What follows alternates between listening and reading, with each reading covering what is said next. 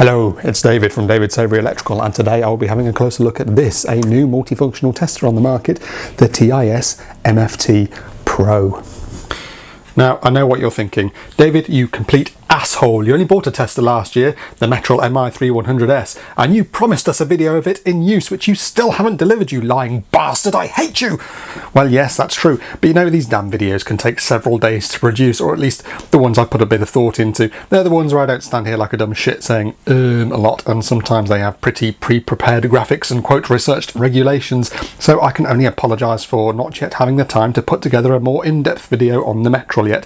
It is on my to-do list for whenever time allows. Unfortunately, work and married life monopolise my time and prevent me from having fun with YouTube videos and hookers in the way that I prefer. But anyway, let's get on topic here. That topic being this relative newcomer to the tester market from Test Instrument Solutions.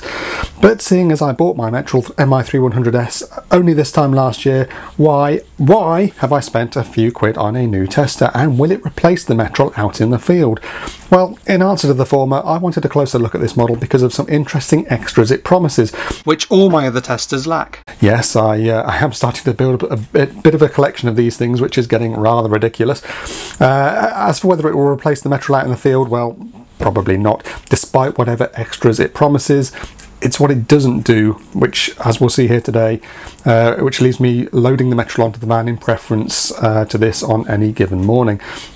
Anyway, I took a punt on this thing after spotting it cheap. 500 of your British pounds from cash converters, so it's second hand, maybe even nicked, I don't know, but I'm not revealing the serial number here. But if you know of one that has disappeared in suspicious circumstances, then let me know what serial number you have and we'll see if this one has a history. It arrived in top condition, still in calibration, and with a cash converter's price tag attached for £700, so I guess they've had it a little while and originally tried punting it on for more before dropping the price. But whatever the history of the thing, or wherever it came from, it hasn't seen any action. It's in top condition. Even the manuals and software CDs were still in their original sealed bag. Now, I attended the Elect show in Coventry last month, where TIS were punting these out at 600 and something quid ex-VAT. So had it been on the market about a year ago, then I would very likely have considered this. But I believe it came out in October or November 2017, probably just a couple of weeks after I picked up my Metrol. Anyway, the list price in the bullshit sales brochure is £995, reduced from 1,395. It says in a smaller font up there, which is interesting. Obviously, those are ex-VAT prices. Obviously, that's a nonsense price. It makes it look like I've picked it up for half price, but these sales brochures are nonsense. I mean, I've got several items of TIS equipment bought from the likes of CEF. I've never paid the sort of prices that are quoted for the kit in here. Like I say, they were flogging them out at 600 and something ex-VAT at Alex last month. Anyway, on with the show. Let's dig into this thing and see what we get for our money, shall we? And first, let's briefly talk about the hardware. Now, we do get it in this rather nice case, good solid case, with foam inserts, as we can see. That does a competent job of safely containing the tester and its accessories. I've said before that I don't like soft cases such as that which the Metrol came with, as I don't trust them to be up to the rigours of sloshing around in the back of a van. But this is a good case, still not as good as the Fluke box, which remains my case of choice, regardless of the tester that's maybe stowed within. But this is roomy, robust. There's room for extras if we take out the foam insert there. So yeah, it's not a bad case. Kudos to the case. Looks professional. I'm liking that. Okay, well, the first thing you notice about this thing is that it's a completely different form factor to all my other testers, and most of the other testers on the market sort of go with this style of form factor, which is fairly practical to use outside because you can connect your straps to it, you can wear it around your neck for hands-free operation. This bit here goes around your beer gut, and you've got your leads that protrude from the rear, so your display, your controls are all facing up at you. You can see what's selected, see what results you get in, make changes easily enough, and it's fairly comfortable to wear. Most testers on the market seem to follow that kind of form factor, with a few exceptions. I think Q-Tech do something slightly differently. But not too far off, whereas this is something completely different form factor. in terms of it's more sort of handheld, but in terms of weight it's about the same as either, so it's not a very light thing to hold, and it's fairly chunky, so it's not a very comfortable thing to hold either. It's about 1.3 kilos according to my kitchen scales, which is much the same as the other testers. The Fluke's slightly lighter at 1.1 kilos, but the Metrol and Mega are about 1.3 with their batteries installed. Speaking of batteries, 6 1.5 volt AA's are under the cover here, and there's no AC input, so you can't charge rechargeable batteries on the fly, and you can't power it from the mains. So you need to make sure if you're going out armed with one of these things that the batteries are in pretty good nick, either that they're charged or that you've got a good set of alkalis there, or some replacement alkalines if it looks like they're going to run out. Interesting little kickstand there which allows it to stand up. I like that. And an aid memoir on the rear for your how to perform your tests. Now when it comes to sort of hands-free operation, we've already mentioned how the other testers sort of fit around your beer gut wearing the straps. This has got 4 strap points on it, and it comes supplied with 2 sets of straps. But I can't find anything manual about how on earth these are supposed to go together.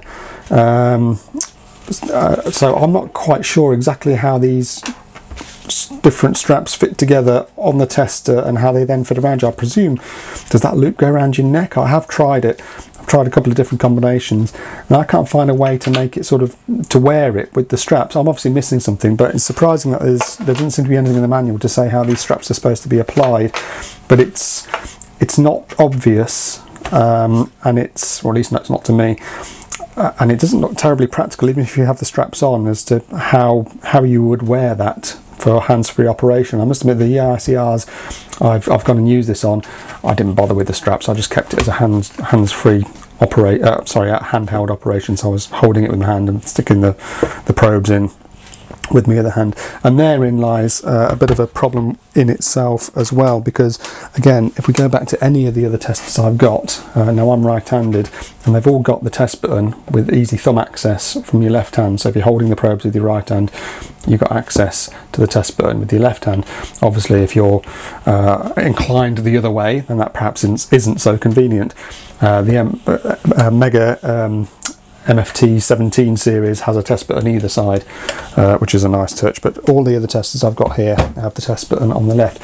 Here the test button's on the right. So what I found I was doing was I was having to sort of hold it like this out on site so that I could push the go button while pushing the probes into where they needed to be, and then angling it so I could see what I needed to see. So in terms of operation like that, not terribly practical, I must say. It'd be nice if the go button was a bit more accessible, but maybe that's to make you buy the lead that's got the go button on it, which obviously would plug into here, this B1 connector, where you've got a funny connection point for a proprietary lead. Obviously you've got your B4, B3, B1 are your normal test probe points, but then you've got this extra gubbins here for a third, an optional lead that you can plug in. You've also got this other port here. Is that LN1, IN1? I'm going to say IN1, whatever. But that's for a different kind of probe again, which doesn't come supplied, and we'll come back to that later. Staying with the form factor, we have this flap on the side which reveals what is called an optical port. More on that later, that's interesting. And a stylus, which I can't actually get out because my fingernails are too short. I need a screwdriver. So I mean, it doesn't prise out very easily. I haven't actually had it out yet. But the stylus indicates that this is a resistive touchscreen device. Unlike a capacitive touchscreen like your smartphone or your tablet would use, allowing gestures like pinch to zoom and that sort of stuff, this is a purely resistive touchscreen, which means it's looking for a prod, and that prod can come from the end of your finger, from a stylus, a pencil, whatever you happen to have at hand. You could be wearing gloves on your hand and it will still register the prod, so that's quite good in that it allows you to operate the screen while wearing gloves, so that you'll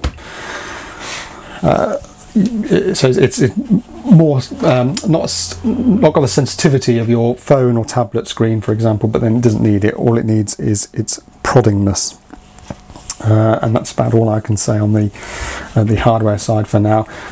So what we're going to do now is we're going to fire it up and go through a few tests just to show you this thing in action. Okay, I've mentioned that the TIS is a touchscreen device. and when I was talking to the guys on the stand at LX at TIS, they were saying that that's advantageous because unlike a rotary selector like we have on the other testers I've got here, it's less likely that dust is going to cause problems. The trouble with this sort of selector, this mechanical sort of selector, is if it's subjected to a lot of dusty environments, first fix sites, whatever, and dust gets into where it shouldn't be under there, it can cause problems with the contacts, can cause misselection.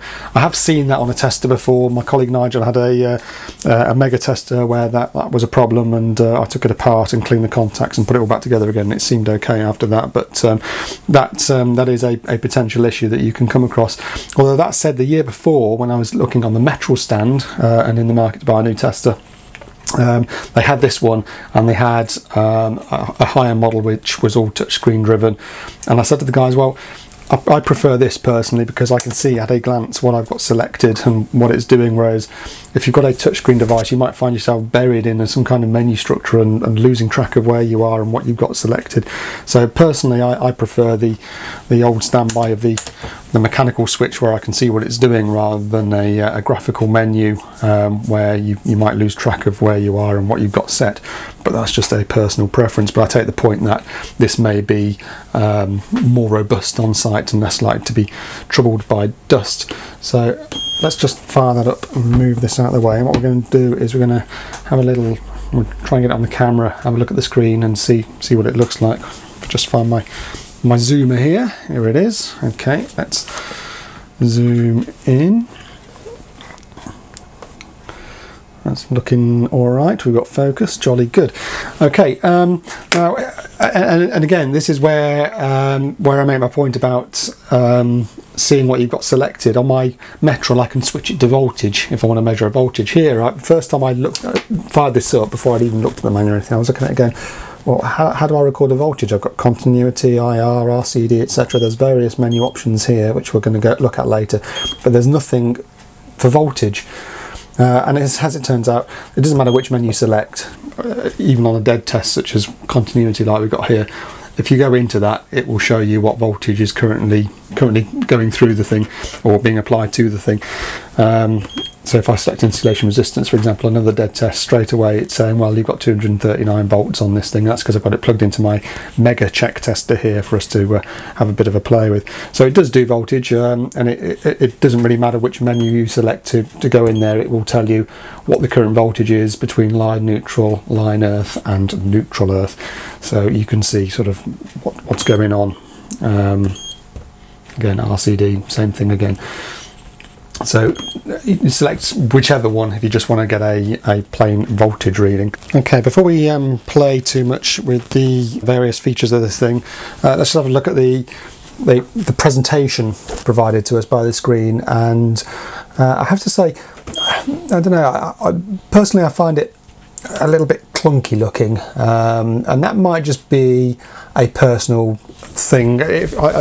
Being an old fart as I am, I remember the days of personal digital assistants back in the sort of late 90s, where I was a Scion user myself. Marvellous little bit of kit that was. In fact, you know what, I've even still got one down here, still on my shelf, covered in dust.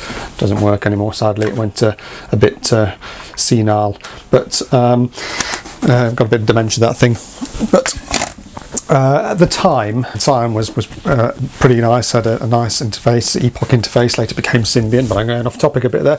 The alternatives were Microsoft-based devices based on Windows CE, and this very much reminds me of a sort of Windows CE interface, with its results sitting there in little text box fields, so to speak, and I don't know, it's just a sort of a certain clunkiness to the look. Hard to put my finger on, but it just reminds me of devices that were around 15-20 years ago, and I could do perhaps without this sort of pretend, it's hard to see on the camera, this sort of steel looking background that they've got going on, this wallpaper that they've got going on there. Personally, I'd prefer much bigger numbers on the screen. I want to be able to see it easily, and it's a very bright screen. I'm not sure that there's too many options for altering things like the screen brightness. You can turn off the beeps and stuff like that, but I don't know that there's particularly many options for altering the brightness of the screen. and that sort of operation. But anyway, it's only a minor thing. It's functional enough, but it's not pretty. There's a certain clunkiness to it.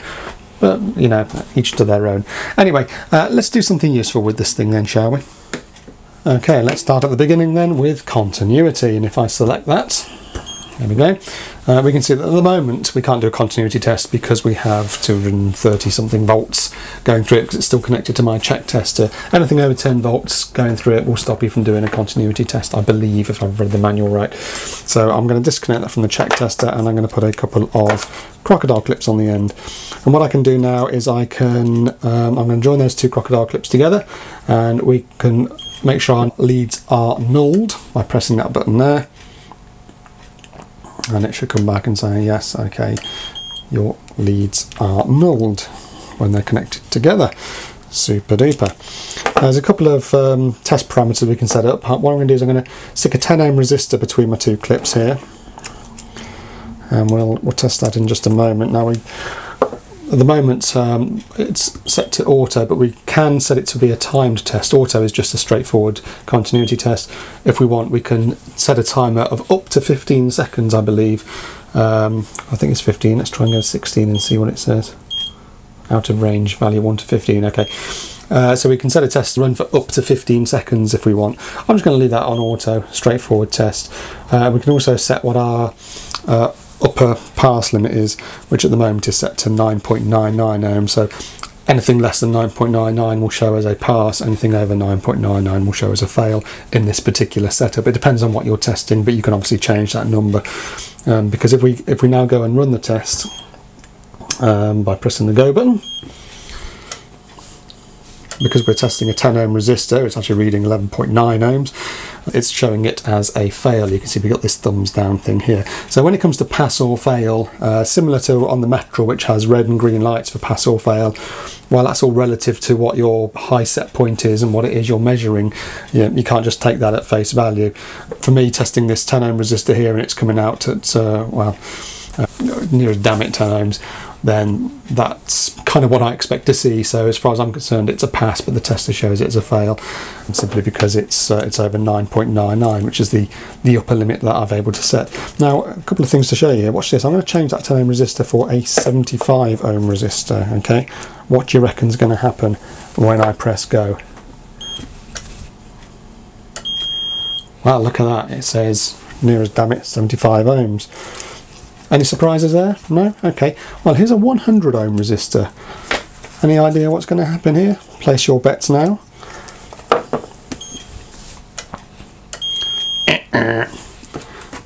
Off scale high.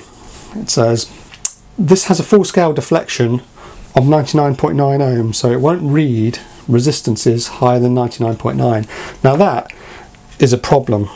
And it's really surprising. I've not seen a multifunction tester with such a low full-scale deflection on resistance before. All my other testers do much higher. I think the Mega and the Metral go up to 2000 ohms. I can't remember what the Fluke is now, but that's something similar. I think they're all around 2000 ohms.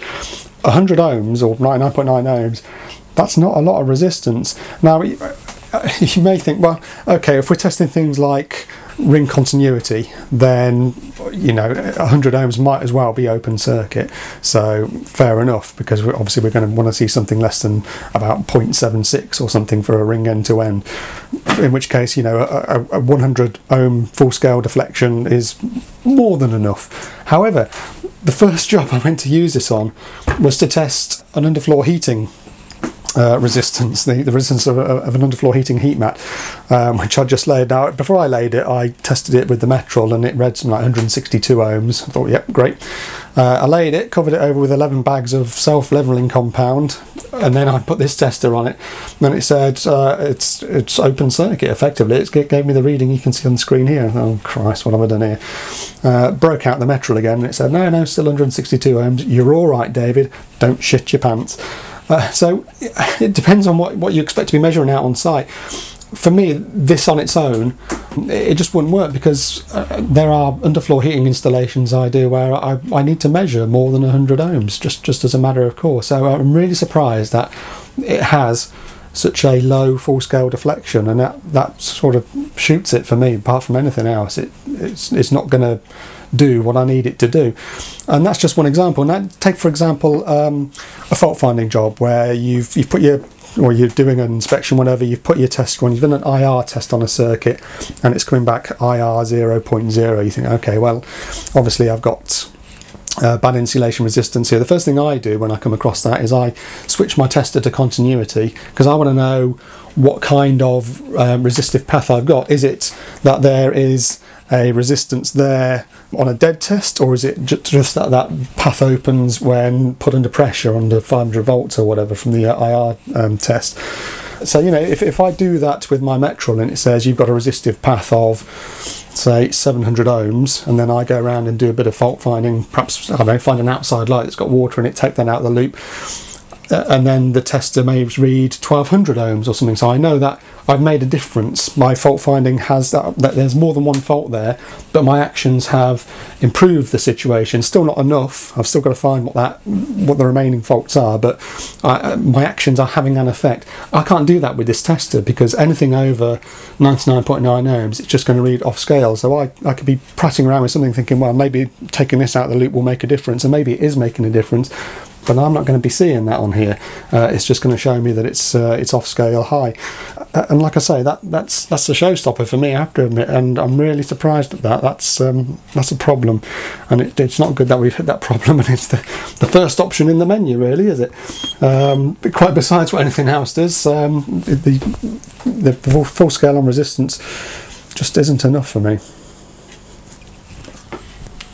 Okay, let us move on to insulation resistance. And we can see here that we've currently got 240 volts going into it. So if I try and run the test, obviously it's normally a dead test, so it would should tell me that I can't do it, and indeed that's exactly what it does. It says you can't do this, you're on a live circuit, you moron. So let's switch it over to the dead side of the check tester, which is currently set to 90 mega ohms. And we can see there now it's dropped down to an erroneous 2 volts, so it claims. Again, same sort of test options as we got set up before, and it's quite nice incidentally that it shows you on the screen straight away which ports you should be plugging your probes into for this test to work, just in case there's any doubt as to which ports you should be using. But the same settings as on the continuity test. We can go for an auto test or a timed test. Auto will just terminate the test once it reaches the upper threshold that's set, whereas the time test, it will hit and hold that for however many seconds you define. I'm going to leave that on 5 seconds. We'll leave that as a timed test for the moment. We also have our upper limit pass point, which I've currently got set to 2 mega ohms. So if our result is less than 2 mega ohms, it will show as a fail. If it's higher than 2 mega ohms, it will show as a pass. And obviously that's user definable. You can change that. I tend to keep my testers on 2, but the wiring regulations actually say that 1 mega ohm is the minimum insulation resistance that is permitted. Anyway, all that indicates is it'll give us a thumbs up or a thumbs down on the test, so nothing more than that. And obviously we've got the voltage that we want to apply, which at the moment is set to 500 volts. Now I must admit, I find this slider to be a bit tricky to operate. I'd rather that these settings were in larger buttons on the screen rather than this slider, which isn't too bad to operate, but it depends on how sausage-like your fingers are, I guess. It is quite a small area of screen that you're trying to select with your finger there. I suppose this is where the stylus comes in handy, but I must admit, if I tried to use that on site, I'd no doubt lose it in 5 minutes flat. But you know, it's easy enough. So I've got it set to 500 volts. We're going to run the test now, and because it's a timed test, in this case, it should reach our high limit and hold it for 5 seconds. And sure enough, it has. Now we're set to 90 mega ohms on the check tester, and 90 mega ohms is what we're seeing. And we can see that it got up to 516 volts and it held that for 5 seconds. And it's got this rather nice little slider display up here, this almost analog looking display to sort of show you whereabouts you are in the grand scheme of things, I guess. My mega tester has something similar on its LCD display. And we've got a thumbs up because we have passed our high limit of 2 mega ohms. If I'm going to just disconnect this from the check tester and we'll just run that test again. I'm going to switch it to auto rather than timed, and we'll just see what the full scale deflection of the thing is. There you go, 999 mega ohms at 500 volts. and we can see it got there in 2 seconds. So because we're not on the timed test now, it just terminates once it reaches that value. If we drop it down to say 250 volts, and we've got a fair voltage range to play with there, then presumably we'll have a lower full scale deflection. It was 999 before, and it's 499 at 250 volts. So yeah, that's fine. I mean, that's a higher scale deflection than say my Mega, which only goes up to 299 or 99 on the 250 volt setting. I think the Fluke goes up to 500 mega ohms, whereas the Metral and this go up to 999 mega ohms, at least on the 500 volt setting. So no surprises there. Works as it should. No problems with insulation resistance. Quite happy with that. Okay, let's move on to the live tests, and we're going to start with loop impedance.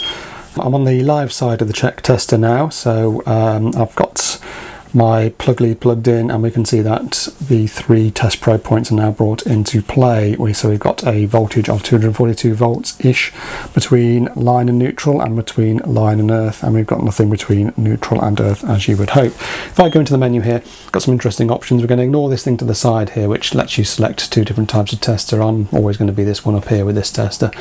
We can take measurements between line conductors and neutral, line conductors to protective earth, and of course there's the no trip option if you're testing downstream from an RCD.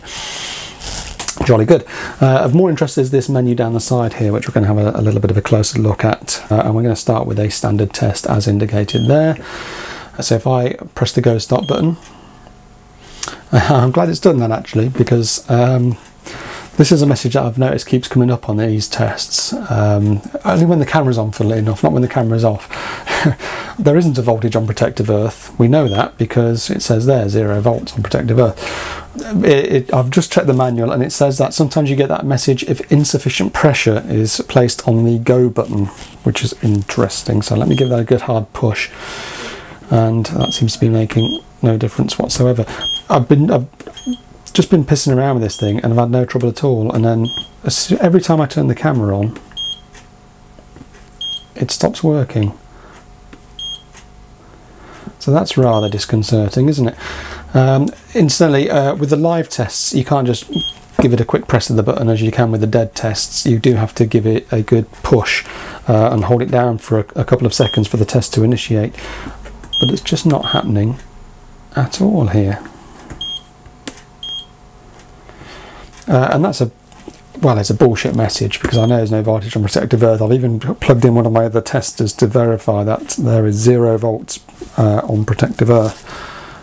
So I really don't know why I'm getting that message. I don't think it's low batteries, or at least the battery indicator isn't saying it's low.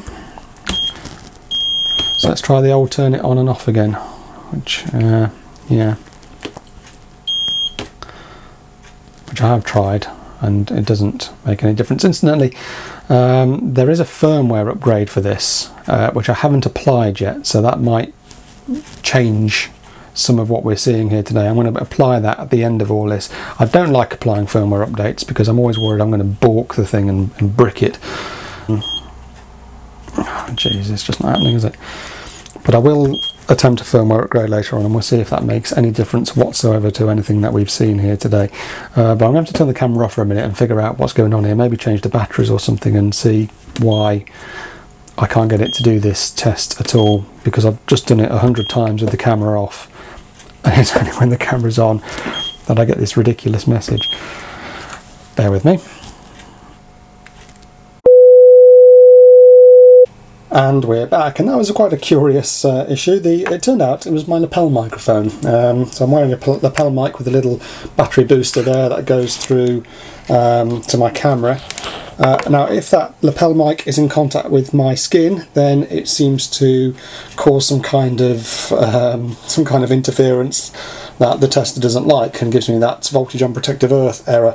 Whereas if I leave the lapel mic sitting on the desk, then we get no such error. So that's rather interesting. Anyway, that explains why I only saw the problems when the camera was actually on. So let's go back into it. I believe about a week ago we were about to do a standard loop test. So we got our parameter set up, live to protective earth, standard loop test. Let's hold down the go key and see what we get, and we get a short circuit current of 377 amps and an impedance of 0.61 ohms. Remember, this is on a check tester, not on a real final circuit, so we may get some funny numbers, but that looks alright to me. But you'll notice that as a result of this standard test, there is no thumbs up or thumbs down indication. It's just the results of the test. It's just what it is. So let's go back into our menu here and switch it to the kiloamps setting. And you notice a new menu option appears down here, which, if I select it, allows us to set the rating of the protective device that on the circuit that we're testing. So let's say, for the sake of argument, it's a 6 kiloamp MCB, or 6 kiloamp protected device. It's going to do exactly the same test again, exactly the same test. Might fluctuate the numbers a bit because of the check tester, but we now have a thumbs up indicator. So the thumbs up or thumbs down is simply indicative of whether the result is higher or lower than the threshold you've set here. So if you know what kind of protective device you're testing on, then you don't really need to go in and set that, because you can see for yourself whether the number's higher or lower. But if you really want the pretty picture of the thumbs up, thumbs down, then you can go in and specifically say what kind of protected device it is, or what kind of rated fault current it can handle. Let's put that down to a really low number. Let's put that down to 0.2, just to see a failure situation. And there we go. We get a long tone and a red thumbs down and a red number in the box, just to indicate that that is above the threshold that we've stated. So that's all that really does. It's the same test again, like I say, the same as the standard test, except it now gives you a thumbs up or thumbs down based on the fault current of the device that you're testing. Similarly, we have this I2T function, which let's put that to 32 amps. We can select whether it's a fuse, a breaker, and we can select parameters relating to those, like type B, for example, type B 32 amp. Jolly good. We can also tell it what kind of cable we're using. The point of this test, it's going to just be exactly the same test again. This is all down to whether it comes up as a pass or a fail, and this is whether the cable that the circuit is using can handle the kind of fault current that we're going to be measuring. So we specify the cable size, whether it's copper or aluminium, what kind of insulation it's using, and how many cables are grouped together. This is just one cable here for the sake of argument, and again, exactly the same test. We're going to get the same sort of number. It's going to fluctuate a bit because we're on the check box. It really is down to the pass or fail for that test. That's all we're defining here, is the parameters for a pass or fail. All these tests are otherwise the same that I'm doing at the moment. It's just whether we get a thumbs up or a thumbs down based on the set parameters. Okie dokie. This next one, again, you set your parameters and it will tell you whether the protective device will operate within its prescribed time. So if we hit go on that, what this is telling me is that our impedance of 0.61 ohms is less than the maximum impedance allowed for a B32 amp at 0.4 seconds, which again you probably know in your head, or you know a lot of the common ones anyway. I know, for example, that a B32 is 1.10, and incidentally, it's a bit of a shame that it doesn't tell you what the upper limit is. If I let's just zoom out, I'll just show you. Oh, where's me zoom? There it is. If I switch on my metal, for example, it's quite nice, the metal, in that it tells me that a B32 amp at 0.4 second has an upper limit of 1.10 ohms. Now I know that in my head anyway, and I can get it from the on-site guide, or I can take it from the regulations and apply the 80% rule to get that that number. So I know, I can see on this one, this will tell me what the upper limit is. If I change that 32 to say a 16, I can see that it's now 2.18 is my upper limit. And again, this is just for the pass and fail lights for this tester, so it does exactly the same sort of thing, except it tells me what that upper limit is, and I can see how close I am to that upper limit. Unfortunately, this one doesn't. It tells me that I'm below the upper limit, but it doesn't say what the upper limit is, and I don't see why not, because you've got this screen to play with here. It's all software driven. It knows what its maximum value is, so why not just have it on the screen there and say, okay, you've got 0.61, the threshold was 1.1, here's your green thumbs up. I'm trying to remember what, I wonder if we can force a fail out of this. I'm going to switch on my metal again. Let's bump that up. 50 amps would be 0.70.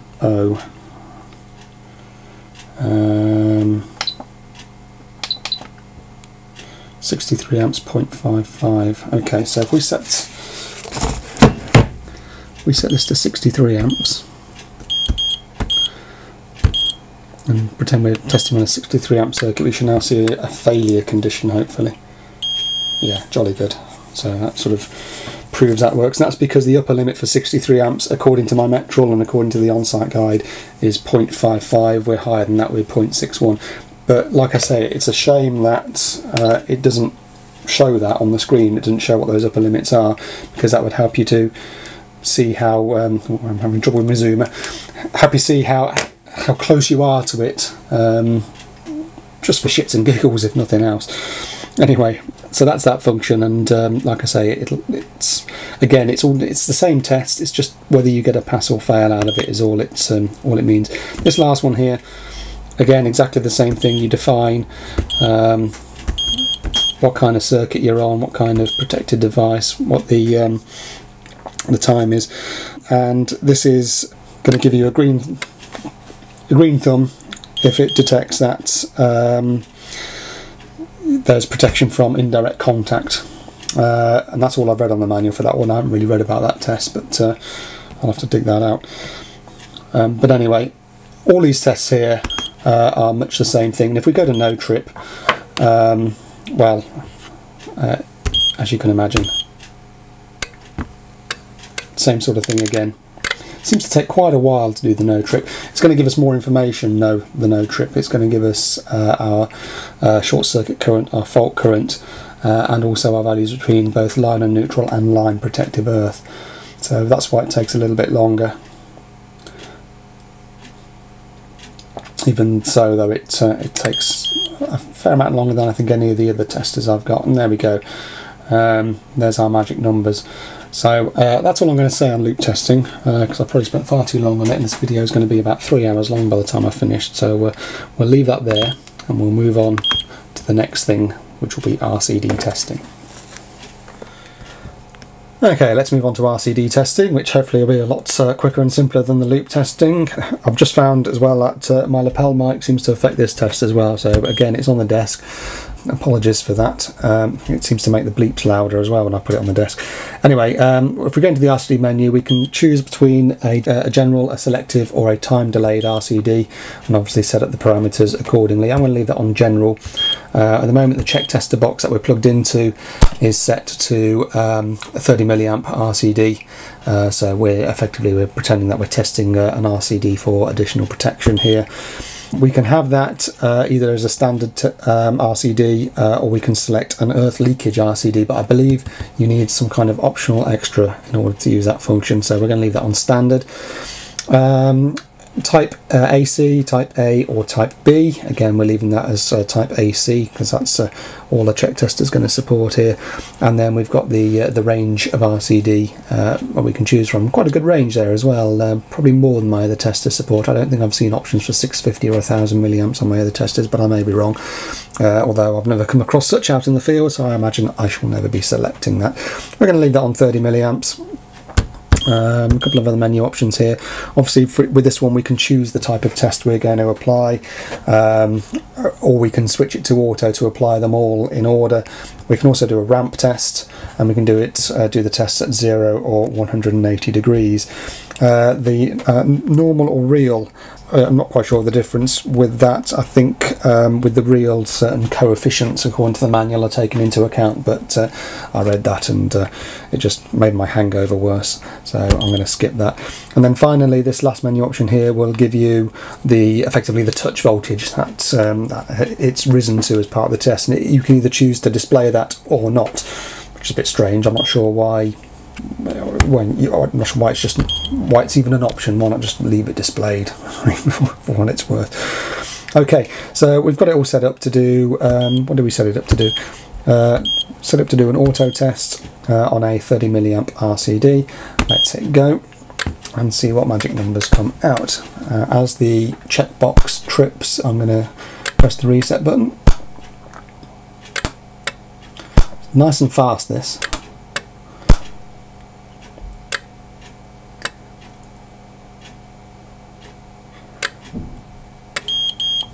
There we go, so we can see that our high reading for a 1 times test was 47 milliseconds, our high reading for the 5 times test was 18 milliseconds, and at the half times test it timed out at over 999 milliseconds, and the highest touch voltage was only 1.2 volts. So congratulations, we are going to live. And that, I believe, is all I really need to say about RCD testing. So let's move on to something completely different. Okay, you'll be pleased to hear we're getting near the end now. Unfortunately, we're getting to the point where we start coming across the stuff that doesn't live up to expectations, I'm afraid. The stuff that it promises but doesn't deliver. If I switch to the next screen, we can see some rather exciting options here. Some options that aren't on many other testers. Power quality, leakage current, environmental. Let's take a look at each one of those. Let's start with environmental. I believe you can use a lux meter or a temperature sensor for light levels or temperature accordingly. Unfortunately, as you can see by the indicator there, it's an optional extra. You have to buy the probe to plug in to use that. Okay, so that's that. Leakage current, now that is interesting because none of my other testers support leakage current, so I have to use a clamp meter for leakage current. But again, if I go in there, shit out of luck. Unfortunately, well, that allows me to set what the full scale is, but it's all a moot point because I don't have the clamp meter accessory to use it. Okay. Similarly, power quality. Now this is a nice idea. Power quality monitors are terribly expensive, so to have one built into your multifunction tester is a real boon. However, again, you need the clamp meter in order to get the current readings and to get any meaningful information on your reactive power, your apparent power, your power factor. All I can do with this menu at the moment is look at my voltage and frequency, which any of my other testers can do. It does do some pictorial graph information, but without the clamp meter to actually get some information about the current, then this feature doesn't work. Well, that's all very well, you might say. So how about just buying those accessories, David? You could just buy the plug-in accessories, the light meter, the temperature sensor, the clamp meter. Well, yeah. And here lies the problem. The clamp accessory is not made by TIS. It doesn't even appear on their website as something you can buy. It's made by a company called HT Instruments. And if you can find it, you'll find it's prohibitively expensive for what it is. But you know, this is the trouble with these testers that offer these sort of functions that require additional accessories. You find that the accessories often add up to half as much as the bloody tester again.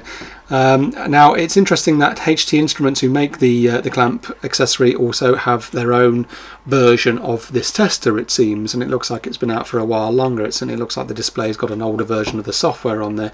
But similarly with the temperature or humidity measurements, or with the lux measurements, these sensors are just ridiculously expensive. And remember, you've got to add 20% tax onto these bloody prices that we're looking at here.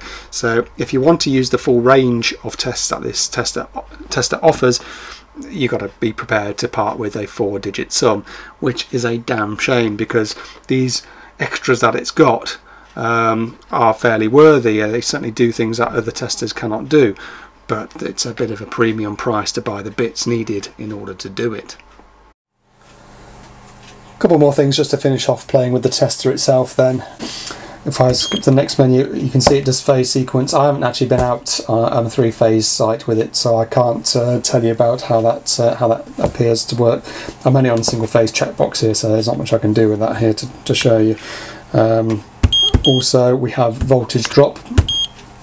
The way that works is you take your reference impedance at the beginning of your circuit, and then you take your test at the end of it. Now I've just switched my checkbox up by 10 ohms, so it's going to fail this test, and it tells me that my impedance is now gone up by 10 ohms and my voltage drop is 39.9%. Obviously in the real world, well, hopefully you wouldn't see something quite as bad as that, but it just goes to show you that that test works and you can get a voltage drop measurement out of it.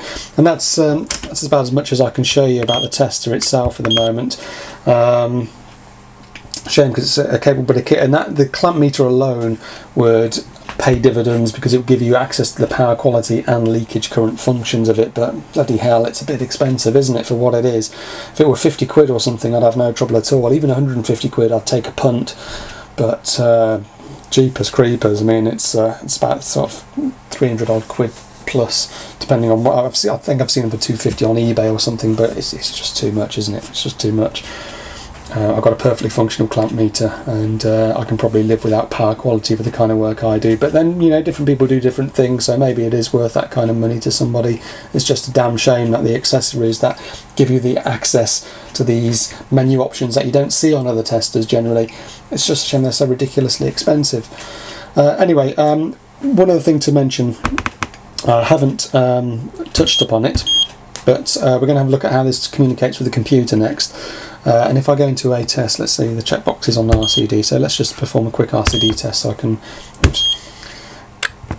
get a number on the screen. One thing that this does do, as you may have spotted, it allows you to save your test results. Now, I've never had a tester that you could save test results on before, and I've never wanted one because I don't think I would want to trust that all my days worth of testing is where I'm going to find it again. I'd rather make a note of the results and observations as I went along, pipe them straight into the laptop or whatever, or make a note of them. But you can save your test results here. I'm going to save that one. Test results have been stored, it says, so there you go, my RCD result has been stored in the memory there. And the memory, incidentally, it's flash memory, so it will remember those results even if the batteries fail, so that's good. But what we're going to do now is we're going to run the software on the computer and just have a look at how this thing communicates with the computer and what we can do with it on there. And I suppose I better have a crack at updating that firmware as well and see if I can see if it does anything different after the firmware upgrade, or if I kill it completely. Well, I did want to show you the software that came with the thing, but I can't seem to get it going properly at all. First of all, let's talk connectivity. There's two ways this is supposed to communicate with the PC, and it's a little bit bizarre. The first way is via USB, but not as USB as you know it. I don't know why there isn't a USB port on this thing. What there is an optical serial port, as we mentioned at the start of the video. What? Yeah, exactly. I mean, have you seen anything that uses a serial port in the last sort of 10 years or more? Computers have had USB since the millennium, and USB is what you'd expect these days, and it comes with this rather bizarre USB to optical arrangement. So it turns the electrical USB signal into infrared light, which then goes into the tester via the port there, and gets converted back into an electrical signal. And of course, being RS-232 based, it's horrendously slow. So we're talking sort of 57-600 bits per second or something like that. So, you know, I really don't understand that. If this is a new bit of kit, for goodness sake, who installs a serial port into a new bit of kit instead of a USB port? It really is quite bizarre. And although the software does see it, and incidentally you've got to piss around setting up things like your COM port settings and your baud rates and the stuff that you haven't had to do since you last used a dial-up modem to access the internet. So you've got to mess about getting that working, and it works. It says, oh yeah, I'm working, I can see your tester. which is just turned off. Then you hit the program button to send the firmware files to it, and it just comes back with an error. Serial error, check baud rate setting. I've tried it on 2 computers, same error on both. It just comes up with this check baud rate setting. I've only got 2 options for, well, I've got 3 options for baud rate: 57600, 115200, or auto. I've tried the slower one because I remember from my RS232 days that if the higher speeds didn't work, you drop down to the next slowest one, but none of it's happening. It's just not handshaking at all, so that's no good. What a shame. Similarly, sorry, I've got some tape on the screen to keep my serial number obscured. Similarly, the main bit of software that comes with it also does a crap job of talking to it. Instantly, this has got Wi-Fi built in. It broadcasts, let's just show you that, it broadcasts its own wireless network.